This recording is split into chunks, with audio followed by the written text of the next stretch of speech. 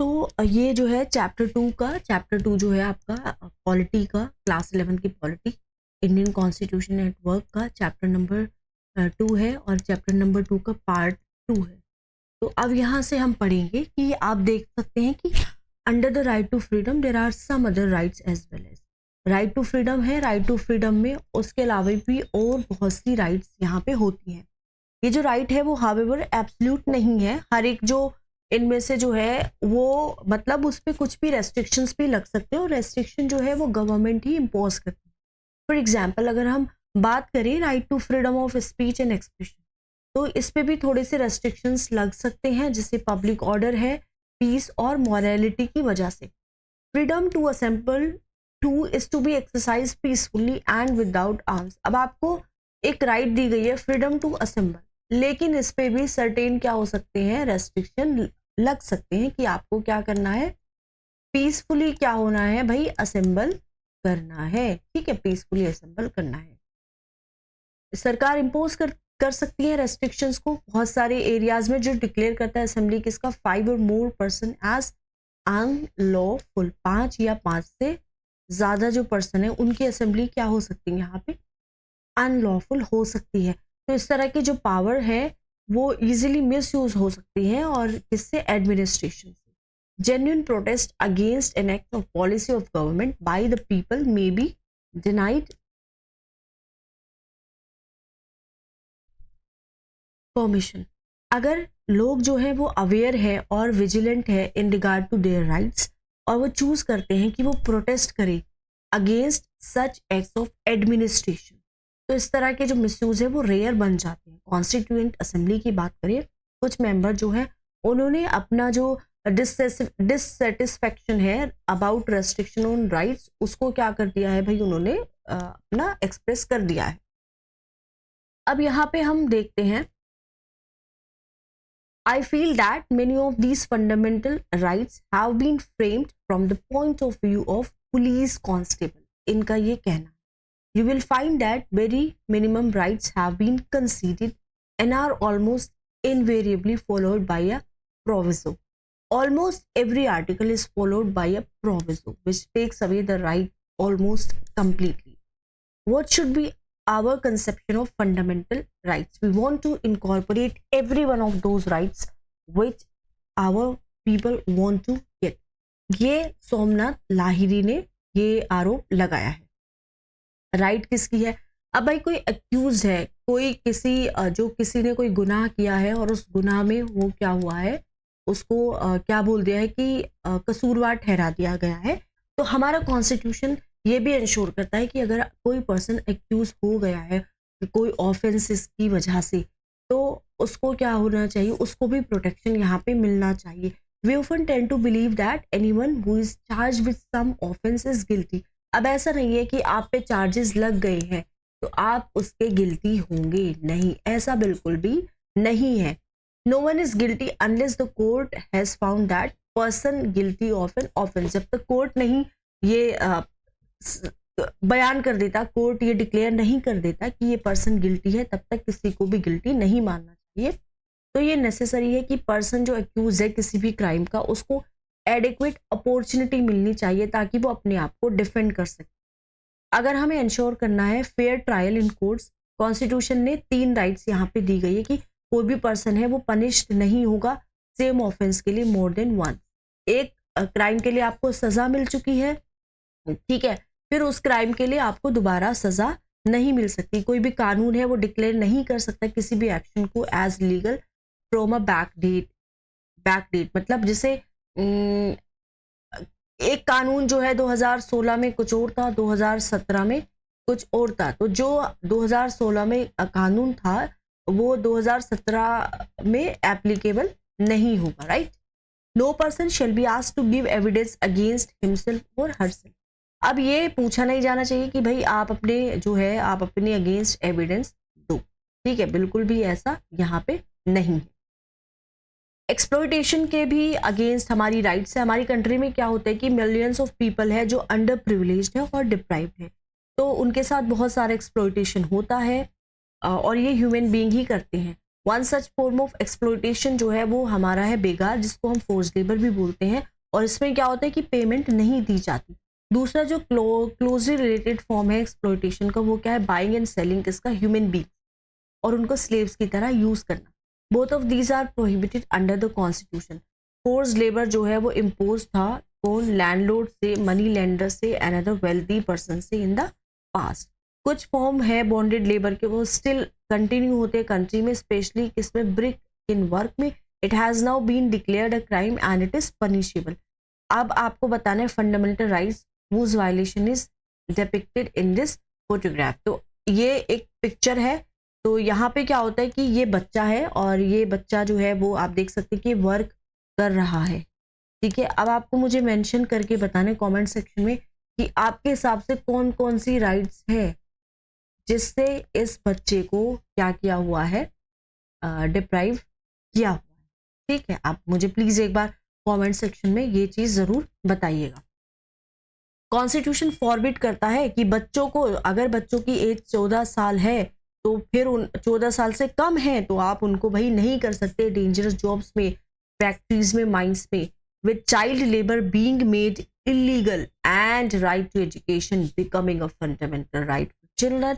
ये जो राइट है against exploitation has become more meaningful. Right to freedom of religion, constitution के हिसाब से हर इंसान जो है वो एंजॉय करता है right to follow the religion of his और हर चॉइस। ये जो फ्रीडम है उसको हम हॉलमार्क बोलते हैं किसका, डेमोक्रेसी का। हिस्टोरिकली क्या है, वहाँ कुछ रूलर्स थे, एम्परर थे डिफरेंट पार्ट्स में वर्ल्ड में, जो जिन्होंने अपने जो रेसिडेंट्स है उनको अलाउ ही नहीं किया कि वो अपनी चॉइस के फ्रीडम को, अपनी चॉइस के रिलीजन को प्रोफेस कर सके, फॉलो कर सके।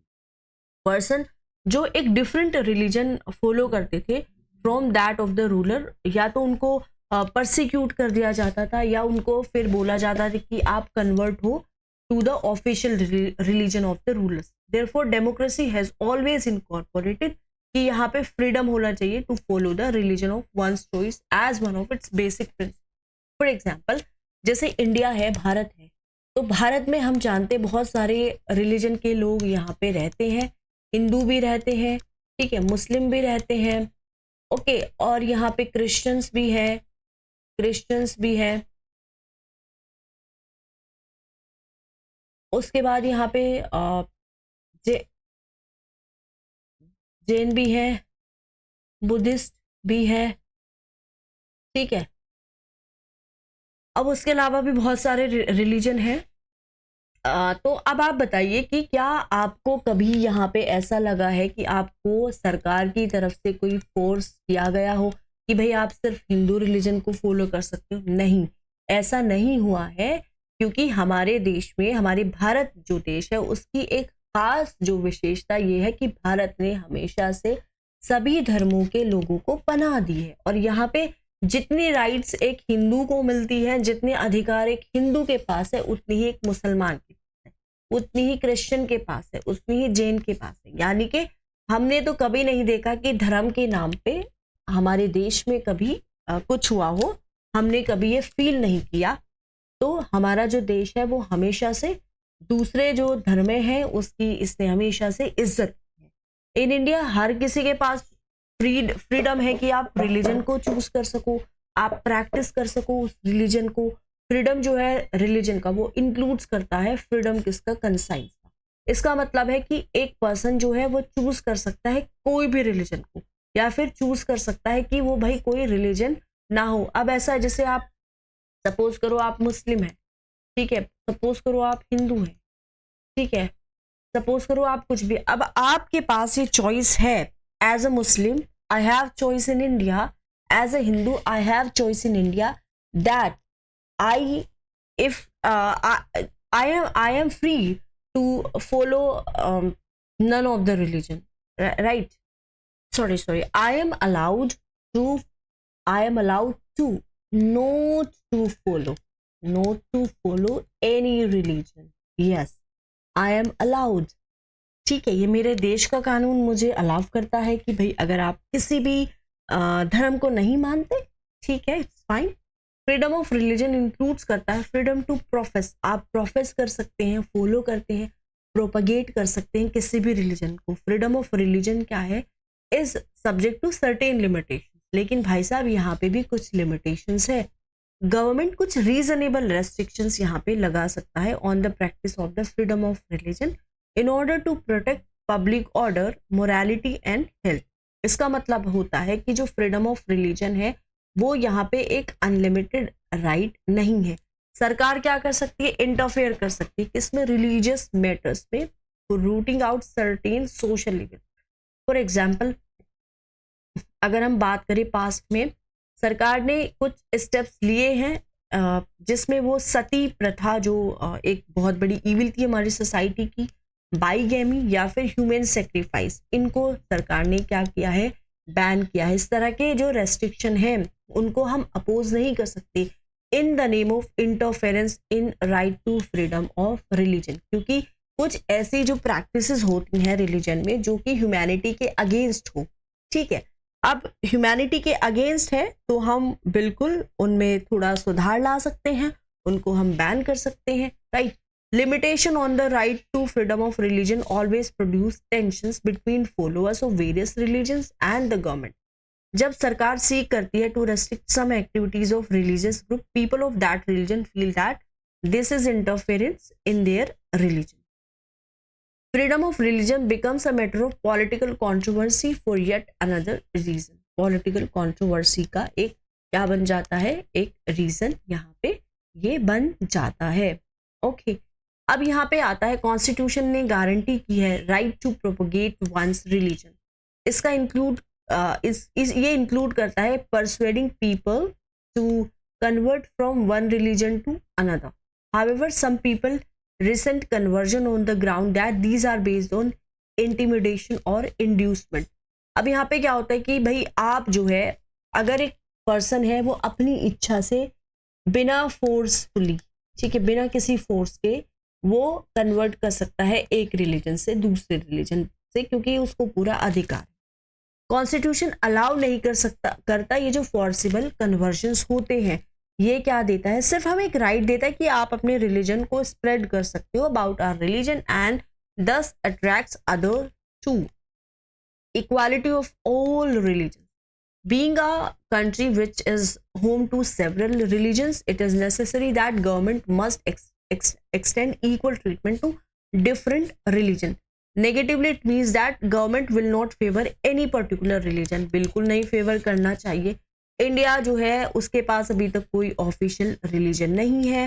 We don't have to belong to any particular religion in order to be a prime minister और प्रेसिडेंट और जज और एनी अदर पब्लिक ऑफिशियल। ठीक है, बिल्कुल सही बात है। हमारे पास हमने ये भी देखा है कि under the right to equality, यहाँ पे क्या है, गारंटी है कि गवर्नमेंट वो डिस्क्रिमिनेट नहीं करेगी on the basis of religion in giving employment. Institutions run by the state will not preach any religion or give religious education, nor will they favor persons of any religion.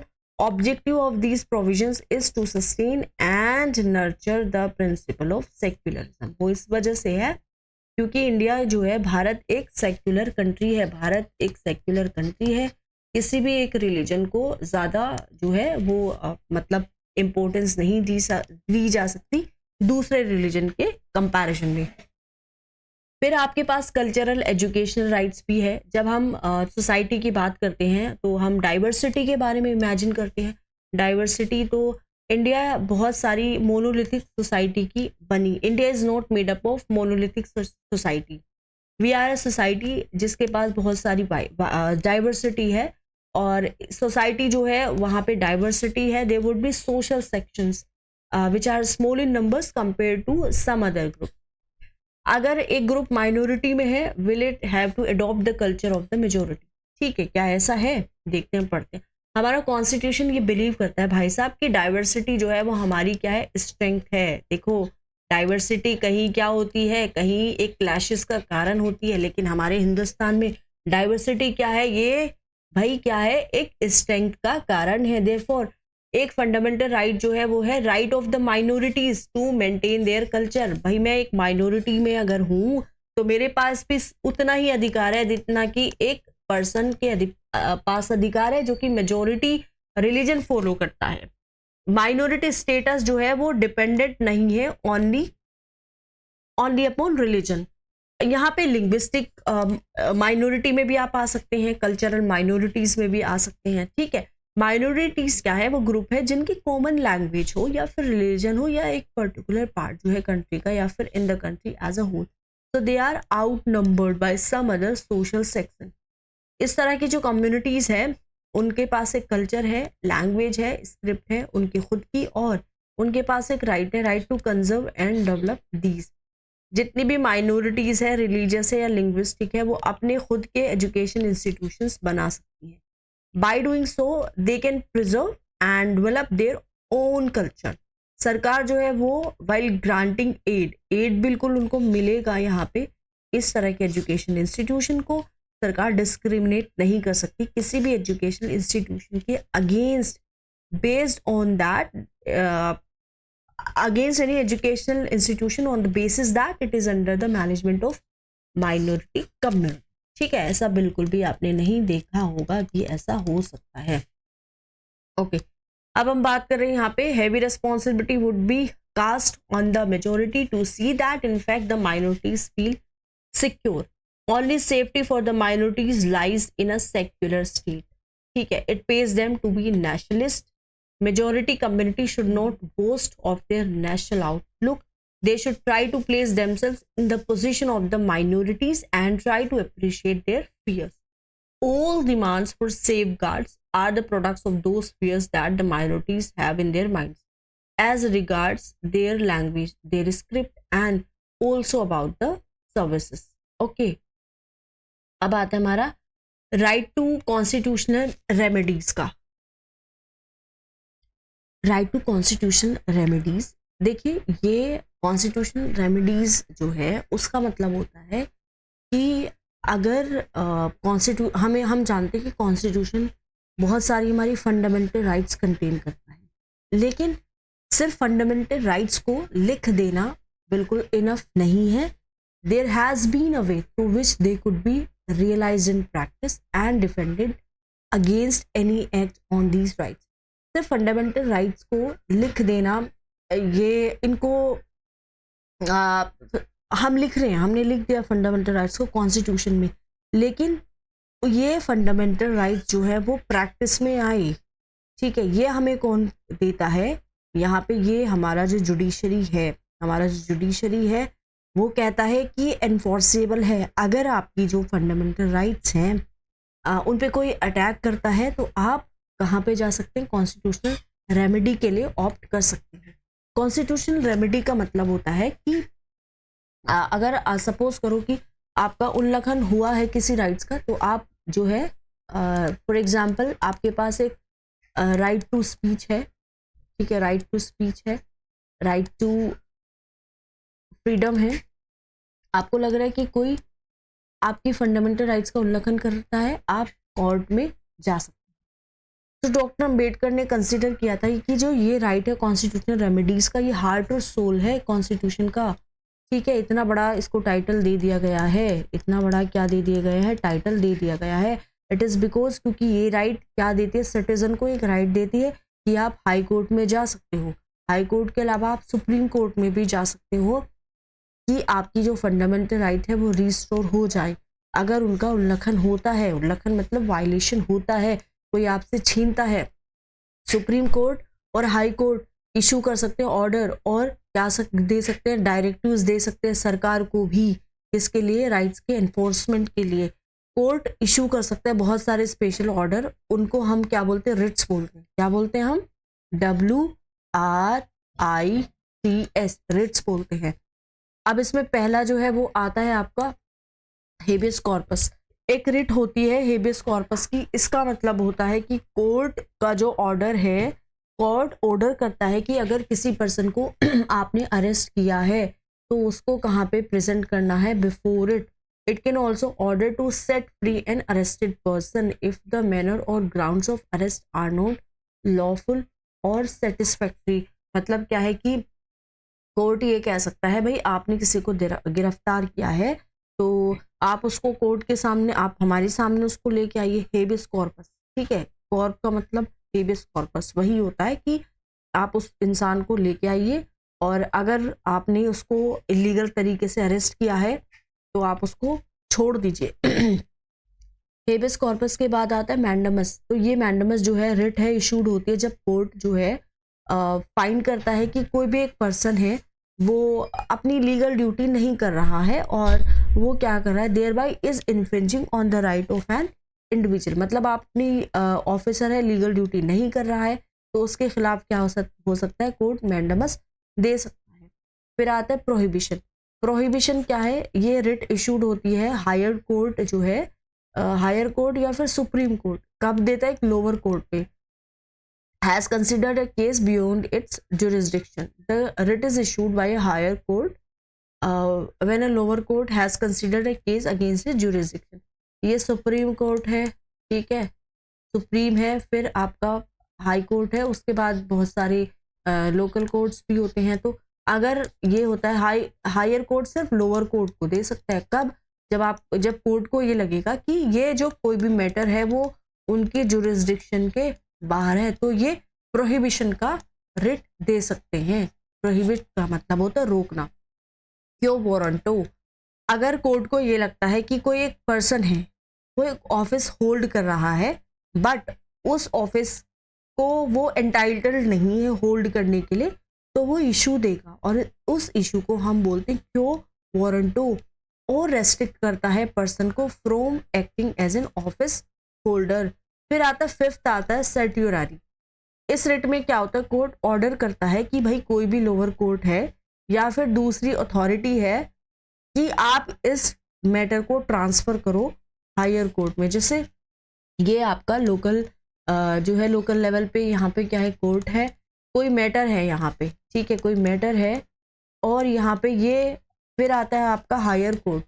तो higher court क्या कह सकता है, higher court ये कह सकता है कि आप इस मैटर को यहाँ पे इशू करो, आप इसको ट्रांसफर करो, सर्ट्यूररी। तो हमने कितने रिट्स के बारे में पढ़ा, पहला हमने पढ़ा mandamus, sorry note mandamus, habeas corpus. Habeas corpus कब होता है, जब अरेस्ट किया गया है और कोर्ट कह देता है उस पर्सन को अगर आप तो फ्री कर दो या फिर उसको हमारे सामने पेश करो अगर आपने उसको इलीगल तरीके से अरेस्ट किया है, उसको बोलते हैं हेबियस कॉर्पस। फिर आता है मैंडेमस। मैंडेमस कब आता है, कि जब आपको लगता है, जब कोर्ट को ये लगता है कि एक इंसान है वो अपनी लीगल ड्यूटी नहीं फॉर्म कर रहा है, जो उसकी लीगल ड्यूटी है ऑफिसर की, mandamus, mandamus.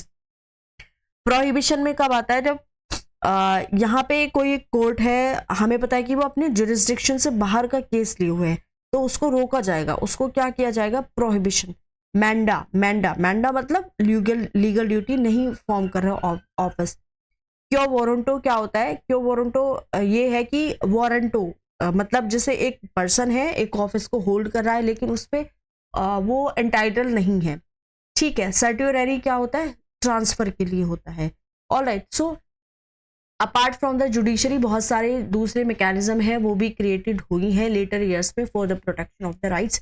You may have heard about the National Commission on Minorities, National Commission on Women and National Commission on Scheduled Castes। तो आपने इन सब के बारे में कहीं ना कहीं पढ़ा होगा।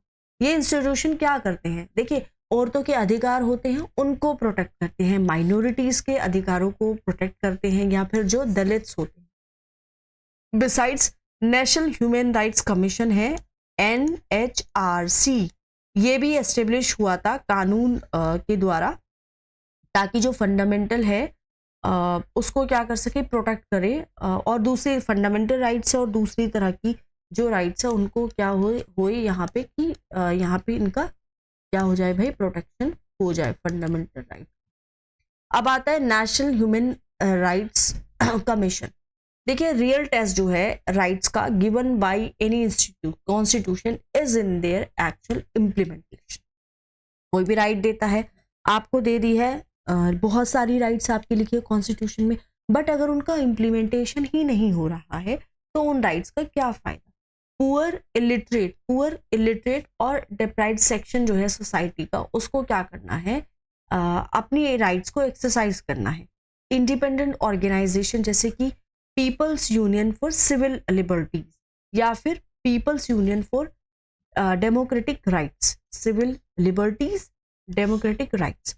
ये क्या है, ये क्या करते हैं, ये एक वॉच डॉग्स की तरह काम करते हैं against the violation of rights. People union for civil liberties, people union for democratic rights.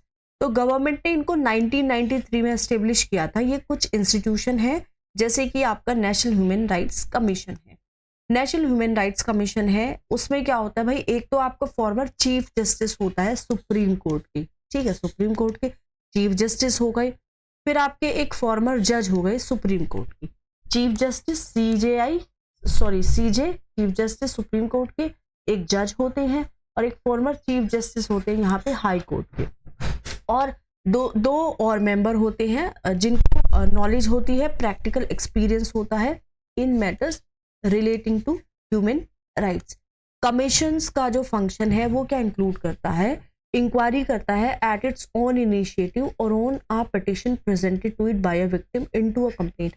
अब जैसे नेशनल ह्यूमन राइट्स कमीशन है, आप वहां पे जाके पिटिशंस फाइल कर सकते हैं, ठीक है, विक्टिम कर सकता है या फिर कोई और भी कर सकता है, आप खुद या फिर ये जो है अपने खुद से भी एक इनिशिएटिव ले सकते हैं। विजिट करते हैं जेल्स को ताकि ये जो इनमेट्स की जो कंडीशन है उनको स्टडी कर सके और जो अंडरटेक कर सके और प्रमोट कर सके रिसर्च किसका, in the field of human rights. Commission के पास बहुत सारी कंप्लेन आती है हर साल। ये जैसे कस्टोडियल डेथ है, कई बार ऐसा होता है कस्टडी में क्या होता है, डेथ हो जाती है, ठीक है, तो यहाँ पे क्या होता है कस्टडी में क्या हो जाता है, जैसे डेथ हो जाती है बहुत सारी, जो प्रिजनर है तो प्रिजनर की हालत जो है उनको इतनी ज़्यादा फैसिलिटीज़ नहीं मिली है, उनका टॉर्चर हुआ है, कस्टोडियल रेप हुआ है विमेन के साथ, ठीक है, डिसअपीयरेंसेस है, police axes, failure in taking action, कुछ ऐसा होता है कि पुलिस जो है वो एक्शन नहीं ले पाती है, या फिर इनडिग्निटी है टू वुमेन। इन सब सिग्निफिकेंट इंटरवेंशन जो है वो डिसअपीयर्ड हो चुका है, has disappeared youth in Punjab and investigation and trial of Gujarat right cases where its intervention proved effective। Commission के पास जो है पावर नहीं है प्रोसिक्यूशन की पावर नहीं है इस कमीशन के पास। ये सिर्फ रिकमेंडेशन बना सकता है सरकार को, या फिर कोर्ट को भी रेकमेंड कर सकता है कि आप कुछ प्रोसीडिंग को इनिशिएट करिए अपनी इंक्वायरी के बेस्ड पे। तो आप जो है ये यहाँ पे national human rights commission .nic.in website पे जाके इसकी वर्किंग को एक बार ज़रूर देखिएगा। अब भाई आते हैं फंडामेंटल राइट्स की, हमने बात कर ली, अब आते हैं हमारे directive principle of state policy. देखिए जो हमारे मेकर थे कॉन्स्टिट्यूशन के वो ये जानते थे कि इंडिपेंडेंट इंडिया जो है वो बहुत सारे चैलेंजेस फेस करेगा। Foremost among these was the challenge कि हमें जो इक्वालिटी है वो कैसे लेके आनी है और सारे सिटीजन्स के वेल बीइंग को कैसे प्रैक्टिस करना है। दे ऑल्सो थॉट दैट कि बहुत सर्टेन पॉलिसी डायरेक्शन है वो हमें यहाँ पे अप्लाई करना है ताकि ये जो प्रॉब्लम है इनको हम अच्छे से हैंडल कर सकें। At the same time constitution नहीं चाहता था कि जो फ्यूचर गवर्नमेंट होगी वो बाउंड होगी सर्टेन पॉलिसी डिसीजन को लेकर, तो देयरफॉर कुछ गाइडलाइंस जो है वो इनकॉर्पोरेट हो गई थी कॉन्स्टिट्यूशन, बट इनको लीगली एनफोर्सेबल नहीं बनाया गया। मतलब जैसे कि directive principle of state policy सिर्फ एक गाइडलाइन की तरह है, सिर्फ क्या है, जैसे गाइडलाइन दे दी जाती है अगर ये एनफोर्सेबल नहीं है, राइट, तो दिस मीन्स दैट गवर्नमेंट अगर इनको इम्प्लीमेंट नहीं कर सकते पर्टिकुलर गाइडलाइन को, तो हम कोर्ट में नहीं जा सकते कि आप इंस्ट्रक्ट कीजिए सरकार को कि ये पॉलिसी क्या करे, इम्प्लीमेंट करें। इस तरह से हम कह सकते हैं कि ये जो गाइडलाइंस है वो नॉन जस्टिसेबल है, पार्ट है किसका, कॉन्स्टिट्यूशन का, that can not be enforced by the judiciary. Those who framed our constitution thought that moral force behind these guidelines would ensure that government would take them seriously. Besides, they expected that people would also hold the government responsible for implementing these directives। ठीक है, तो यहाँ पे क्या आता है, एक separate list जो है पॉलिसी गाइडलाइंस की वो बनाई गई थी, इंक्लूड कर दी गई थी कॉन्स्टिट्यूशन में। लिस्ट जो है इन गाइडलाइंस की, इसको हम बोलते हैं डायरेक्टिव प्रिंसिपल किसका, स्टेट पॉलिसी का। अब हम देखिए इनको भी पढ़ना बहुत ज़रूरी है जब कॉन्स्टिट्यूशन का पार्ट है, और ये एक ये भी एक इम्पोर्टेंट पार्ट है। हम देखते हैं कि ऐसी क्या गाइडलाइंस है जो फोर फादर्स थे हमारे कॉन्स्टिट्यूशन मेकर जो थे, उन्होंने क्या क्या गाइडलाइंस दी थी, ताकि हम भी उनको रियल लाइफ में क्या करें, अप्लाई करें। तो गोल और ऑब्जेक्टिव जो है that we as society should adopt, कुछ सर्टेन राइट्स है जो इंडिविजुअल एंजॉय करना उसको करना चाहिए apart from the fundamental rights. कुछ पॉलिसीज जो है तो सरकार को भी अडॉप्ट करना चाहिए। तो यहाँ पे क्या है, सोसाइटी के लिए भी है और भाई इंडिविजुअल के लिए भी है और ये सरकार के लिए भी है। सो गवर्नमेंट जो है टाइम टू टाइम सरकार ने ट्राई किया है कि वो क्या दे, इन फंडामेंटल इन डायरेक्टिव प्रिंसिपल को इफेक्ट दे। तो उन्होंने बहुत सारे जमींदारी एबोलिशन बिल्स भी पास किए थे। जमींदारी एबोलिशन बिल्स, नेशनलाइज किया था बैंक्स को, बहुत सारे फैक्ट्री लॉज को इनेक्ट किया था, मिनिमम वेजेस जो है उसको फिक्स किया था, जो कॉटेज है और स्मॉल इंडस्ट्रीज है उनको प्रमोट किया था, एंड क्या किया था, प्रोविजंस दिया था किसके लिए, रिजर्वेशन के लिए, ताकि जो शेड्यूल कास्टेस है, शेड्यूल ट्राइब्स है, उनको भी क्या मिल सके, रिप्रेजेंटेशन इसमें मिल सके। इस तरह के जो एफर्ट है वो क्यों थे कि हमें जैसे कि इंक्लूड करना है राइट टू एजुकेशन, फॉर्मेशन किसका, पंचायत राज इंस्टीट्यूशन का, partial right to work under employment guarantee programme and mid day meal scheme etcetera. Fundamental duties की बात करते हैं हम, ठीक है, डायरेक्टिव प्रिंसिपल की बात कर ली भाई कि अब उसके बाद आता है फंडामेंटल ड्यूटी। देखिए एज अ सिटीजन आप ये नहीं, आपके पास सिर्फ राइट्स है ना, आपको हक दे दिए गए हैं, बट एज अ सिटीजन आपका भी कुछ देश के प्रति क्या बनता है, कर्तव्य बनता है, आपकी भी कुछ ड्यूटीज है। 1976 में 47 सेकेंड अमेंडमेंट हुआ था कॉन्स्टिट्यूशन का, वो पास हुआ था। तो अमंग अदर थिंग्स ये इस अमेंडमेंट ने क्या किया, इंसर्ट किया एक लिस्ट किसकी, फंडामेंटल ड्यूटीज के सिटीजन की। इन ऑल 10 ड्यूटीज जो है वो यहाँ पे इन्यूमरेट कर दी गई थी। हाउएवर कॉन्स्टिट्यूशन जो है does not say anything about enforcing these duties. As a citizen हमें कॉन्स्टिट्यूशन को मानना चाहिए, हमारी जो कंट्री है उसको डिफेंड करना चाहिए, हार्मनी जो है उसको प्रमोट करना चाहिए, और अपनी इन्वायरमेंट जो है उसको भी हमें क्या करना है, प्रोटेक्ट करना है। However it must be noted that हमारा जो कॉन्स्टिट्यूशन है वो एन्जॉयमेंट जो है राइट्स का उसको क्या नहीं, डिपेंडेंट नहीं बनाता या फिर कंडीशनल नहीं बनाता upon fulfilment of duties. Constitution ने भाई ये नहीं कहा है कि अगर आप अपनी ड्यूटीज को निभाओगे तभी आप जो है फंडामेंटल राइट्स को प्रैक्टिस कर सकते हैं, ठीक है। इस सेंस में इंक्लूजन जो है फंडामेंटल ड्यूटीज का has not change the status of our fundamental rights. अब यहाँ से ये पॉसिबल होगा देखने के लिए दोनों फंडामेंटल राइट्स और डायरेक्टिव प्रिंसिपल को as a complementary to each. Fundamental right जो है वो रिस्ट्रेन करती है सरकार को फ्रॉम डूइंग सर्टेन थिंग्स, ठीक है, जबकि जो डायरेक्टिव प्रिंसिपल है वो सरकार को क्या देते हैं, डायरेक्शन देते हैं। डायरेक्टिव प्रिंसिपल का गोल के बारे में बात कर लेते हैं।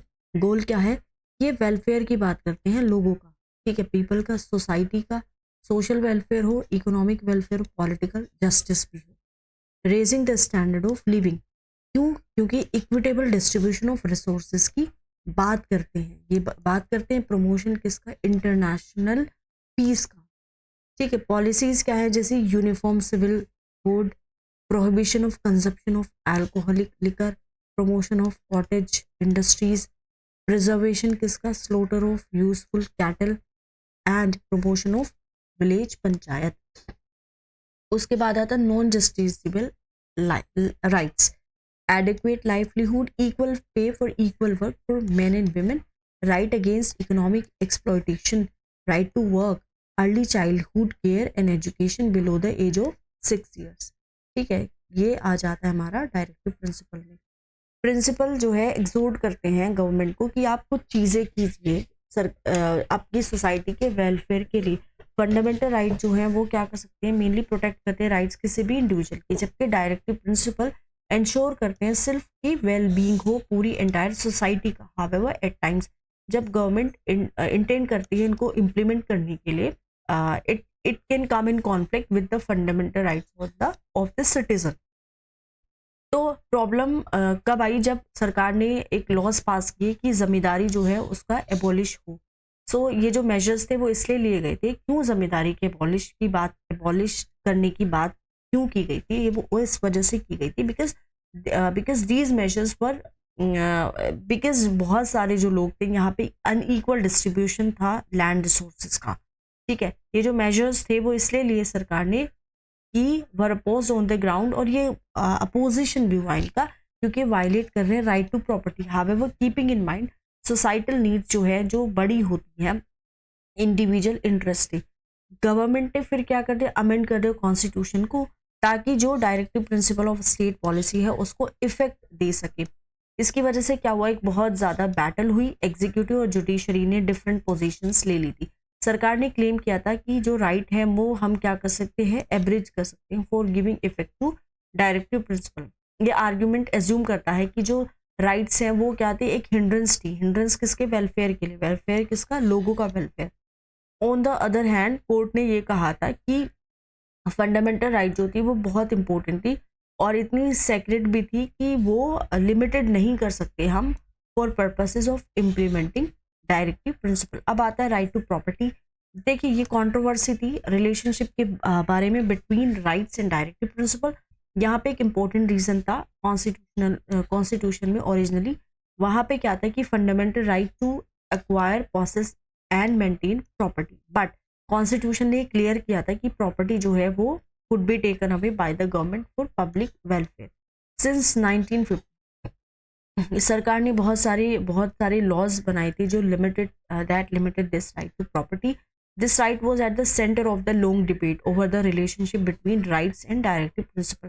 फाइनली फिर 1973 में क्या हुआ कि सुप्रीम कोर्ट ने एक डिसीजन दिया कि ये जो राइट टू प्रॉपर्टी है ये पार्ट नहीं है बेसिक स्ट्रक्चर का कॉन्स्टिट्यूशन का, और देयरफॉर पार्लियामेंट ने इसको क्या किया, parliament had power to abridge this right by an amendment. 1978 में क्या होता है, 44th कॉन्स्टिट्यूशनल अमेंडमेंट आता है जिसने राइट टू प्रॉपर्टी को क्या कर दिया, फंडामेंटल राइट की लिस्ट से हटा दिया और इसको सिंपल अब लीगल राइट बना दिया अंडर आर्टिकल 300A। तो ये कब आया था, 1978 में आया था आपका, और ये 44th वाला अमेंडमेंट था कॉन्स्टिट्यूशन का। तो अब राइट टू प्रॉपर्टी एक लीगल राइट है, ये फंडामेंटल राइट नहीं है आपकी। This generated another complicated debate this related to the amendment of the constitution. सरकार ये कह रही थी कि पार्लियामेंट अमेंड कर सकती किसी भी पार्ट के कॉन्स्टिट्यूशन को, कोर्ट ये कह रहा था पार्लियामेंट नहीं अमेंड कर सकती जो वायलेट करता है फंडामेंटल राइट को। ये कंट्रोवर्सी जो है फिर सेटल हुई, एक इम्पोर्टेंट डिसीजन आया सुप्रीम कोर्ट का, जैसे कि केशव नंदा भारती केस आया था। इसमें क्या हुआ था, कोर्ट ने ये कहा था कि यहाँ पे कुछ बेसिक फीचर है कॉन्स्टिट्यूशन के और आप इसको चेंज नहीं, और पार्लियामेंट इसको चेंज नहीं कर सकती। We shall discuss this in greater detail in chapter 9 constitution as a living document. तो अब देखिए ये चैप्टर हमारा हो गया है कंप्लीट। अब हम करेंगे चैप्टर नंबर 3।